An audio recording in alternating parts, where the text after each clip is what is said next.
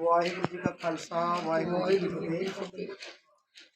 सारे वीरां नूं सूचित किया जाता है, नाले इतला दी जाती है कि अज बाबा जी सिंह सेवा समिति वालों वीर मलकी सिंह पिंड झरेड़ा पिता स्वर्गीय सरदार बूटा सिंह जी उन्होंने लड़के बीमार सन।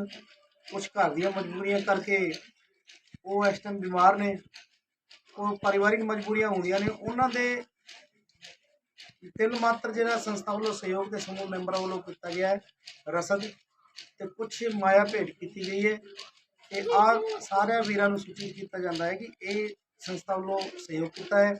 दूसरा आप सारे अरदास करिए कि वीर नूं वाहिगुरू जल्दी तंदुरुस्तियां बख्शे ताकि अपने परिवार नूं आप लोग सहयोग करें, अपने परिवार का पालन पोषण करें कि वाहिगुरू चढ़ती कला विच रखे।